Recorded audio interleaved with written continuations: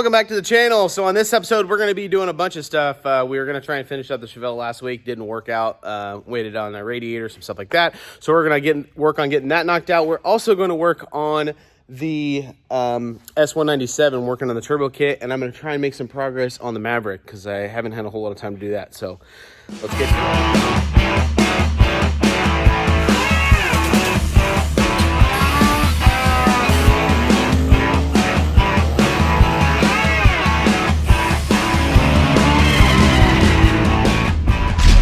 You're watching the Vasco Speed and Performance YouTube channel.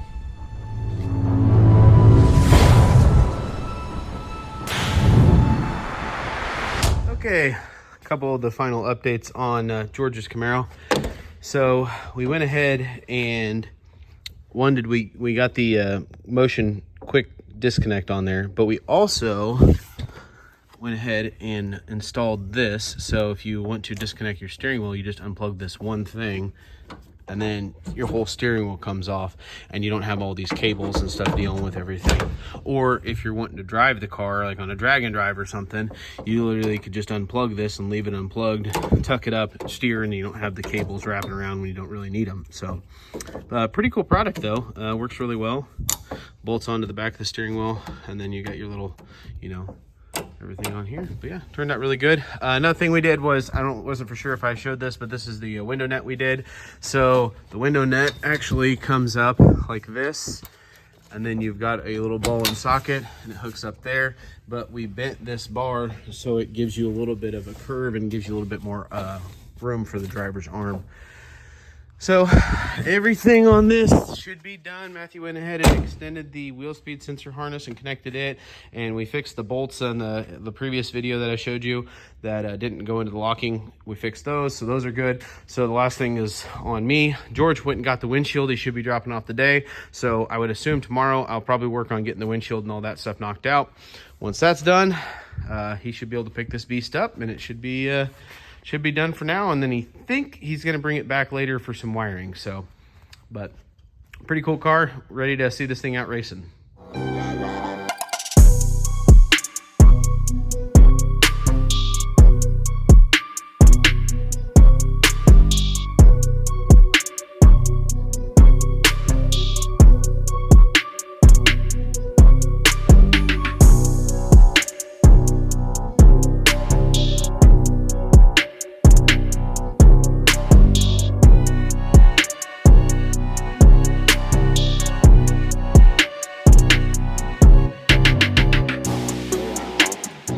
Try and make some progress on the Maverick. My goal is I want to get this off of the chassis jig, so that means I need to get the rear end pretty much done.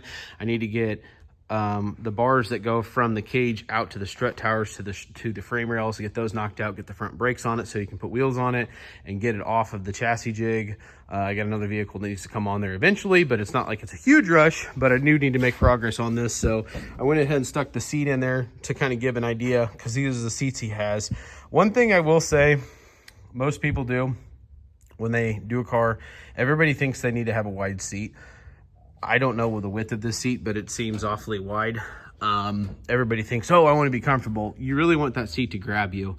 Also, this is a pretty narrow car, so by the time you stick two of these seats in here, you're gonna not have a lot of room between the two people because of that. But it is what it is. Also, with these bolsters that kind of come out, you got to kind of weave the bars around it and do some stuff. So I put some tape up in there to kind of give me an idea where I want to run the halo and how I want to do all that, but still going by the rules. So I've kind of got the floor structure tacked together on that side. I'll mimic it over here. The only difference is I won't have to have a bar that goes from here to there. So, but yeah. So we're gonna work on doing some bars for this thing.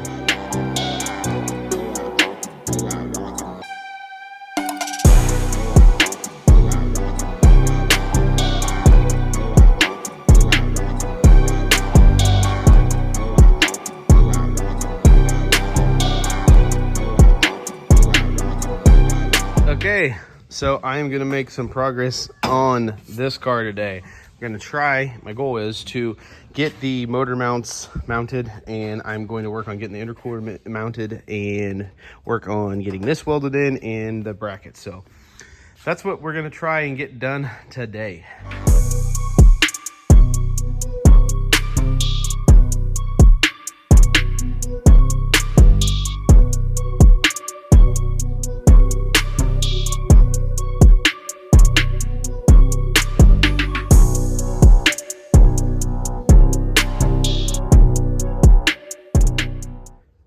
Okay, on Justin's Mustang, I went ahead and made these little brackets here, and they are just going to hold the top of the radiator in. I got the lower brackets welded in, and I got this bar welded in. That bar essentially just keeps our spacing for the frame rails good. And then I tacked this tube onto the intercooler piping, and then these, but I need to design brackets to mount the intercooler here. But before they do that, I need to get the motor mount brackets designed, or motor plate brackets designed. So I've got those designed, I just need to cut them out. So I'll work on getting those cut out and mounted. Then the motor plate's done, intercooler's done, and then we can start, putting turbos in here and starting seeing how everything's gonna line up.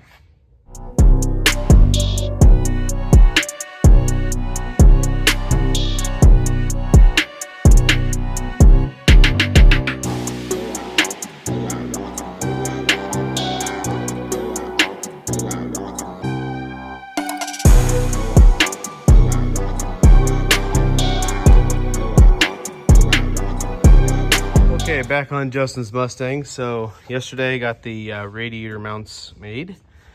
Those are on there. Radiator's in. Intercooler, I got the flanges welded onto the end of those, and I've got this. I might end up putting a connector on here, or I might end up putting it here. I don't know. So that's why it's just kind of somewhat tacked. So I didn't need to make brackets for the intercooler, but I want to make sure all the piping and everything will work. So what I think I'm going to do is loosely mount one of the turbos and get it in the vicinity, see where it needs to go, and then kind of just start going from there. So let's get this.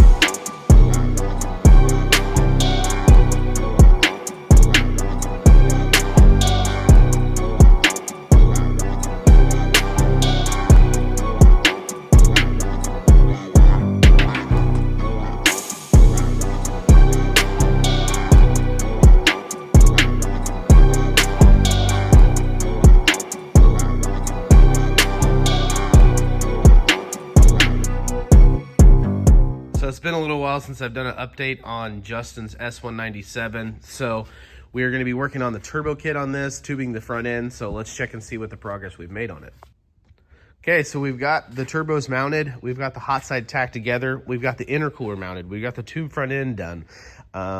We are actually going to finish doing the turbo kit, the wastegates, the blow-off valves, all that stuff. We still need to add a second wideband in the Holly. So Matthew's really good with wiring and Holly, so I'm going to have him do that when he gets a chance. But yeah, this car is starting to make some progress. It's I try to bounce between car to car, so you probably get overwhelmed and confused on what I'm working on when I'm working on it. But I try to work on this one a little bit, work on another car a little bit, try to give everybody a little bit of love and spread it around the shop. So this one's making good progress. I'm actually waiting on a Van Jan clamp to show up for right here. Then we can weld that charge pipe up. I need to make the cold side for this side. I need to mount the water pump. So there's a bunch of like little odds and ends things that we're going to do on this, but pretty cool car. He's wanting to do some more drag and drives with this, which is really exciting because that's what I want to do with the shop cars. So anybody that's into those is an inspiration to me. So pretty cool car. Hey, on Mike's car, last week I talked about redoing some of the cage stuff. So I changed a little bit since then. I went ahead, this bar here, I actually notched it and put it up into here. So I like the way it looks better when it actually meets up to that bar. And then I redid the A-pillar bars, but I wasn't for sure if I showed you those. So here's the dash bar, how it curves and follows the contour really nice. And here's the A-pillar bar now. So what I'll do is I'll put up of what it looked like before from this angle on each side, and you'll be able to see what it was and how much better it fits now. It just kicks the bar over a lot tighter here because the other bar, I mean, I could literally put my fist here, so that means the bar was clear over here. So we only moved it over about an inch, maybe an inch and a half, but an inch to inch and a half, I don't care what she says, that's a lot. So it's just less in your view. You can see right here, if the bar was coming down like this, and you know the steering wheel's right here, your vision is right here, so you just are losing that much more vision because of the bar. So pretty happy with the way these came out. I think they look really good. So we got some other cars in the shop, and Mike's not in a huge rush for this, so we're probably going to hold off on this one for a little while and try to get some other stuff knocked out. Okay, update on the Chevelle. We got the TBM brakes on, front and rear. Turned out really good. The studs in the rear were a little too short, so we actually had to take the studs out, put longer studs in the rear, and the TBMs take a different thread up front, so it kind of sucks because you have one thread up front, one thread in the rear, but for the simplicity of not trying to overcomplicate things, we just went ahead and did it that way. The alternator, since this thing has been set in a while, it doesn't seem to be doing anything. The customer also dropped off a radiator with electric fans, and we put those on. We have the Holley wired in to control the fan, so that's pretty nice. But yeah, so we're just going through the little quirks on it. We need to get a new alternator for it. And then the brakes, since we went disc brakes all around, we might have to put a proportioning valve into it. And then I'm probably going to try to make a new throttle cable bracket just to make one that's not so flimsy. But other than that, I think it's all right. What do you think, Matthew? I like it. I think it'll be a good one. The new gears, will help. And we switched gears. I don't know what was in it before, but they're 355s now. So he says that it drives a lot better with the gears that are in it. He said they seem to be quiet. So that was the first miles on the gear setup that we put on it. But yeah, so we're going to do some little tweaks here and there and hopefully get this thing knocked out today, and hopefully he can have a Chevelle for his Christmas. So this is Kyle's K5 Blazer. Super cool dude. He's actually one of my neighbors. We've done another truck for him a while back, but he bought this for his wife. It's a, I think it's around a 71 maybe, K5 Blazer. It used to be baby blue, and he just had it painted here locally. So pretty cool truck. But what we're going to do is we're going to be doing Holley, LS swap, and then we're doing vintage air, exhaust, stuff like that. So let's get to this vintage air and start doing some of that. So we've done several of these vintage air kits. They're really, really, really cool products. It's neat that you can take air conditioning and retrofit it to an old car. So whenever we order these, we usually order them without the air conditioning compressor because typically we already have one. Now, when you do that, you cannot use a factory air conditioning compressor. You have to use like an aftermarket one, or I forget what they call it, but there's a specific type of them. So this truck actually has a Holley mid-mount system, which has the correct style AC compressor on it already. So we're going to be doing that. And one of the things we need to do is the exhaust. And the issue with the exhaust is we can't get the exhaust to clear with the transmission crossmember that's on it. So we're going to make a new one of those. So let's start off with the transmission crossmember, and then we'll work on this vintage air. Okay, so we're back on the K5. We need to get the exhaust going, and I really need to get the truck down because we've got some wiring and stuff to do on it. We got parts that showed up. So I need to get this transmission crossmember knocked out so that we can make more progress on this thing. So here's what I've kind of come up with. So I've made this bar here, and it's gonna like mount up like this across through here. So it'll clear the drive shaft and give us somewhere to mount the transmission to, and it'll just bolt on. So let's get to fabbing this thing up.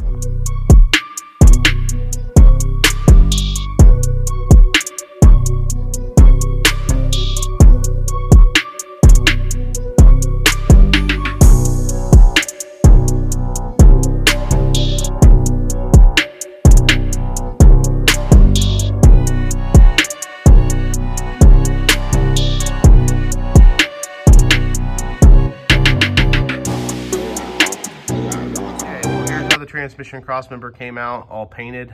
Matthew took it off and painted it the other day, and then he went ahead and drilled the bolt holes for it. I really like this setup. It's simple, clean, works good, gives you room for your drive shaft, and then helps with room for all of this because that other piece was really bulky and came through here and it made the exhaust a pain. So now we can move forward, I should say, and make progress on the exhaust.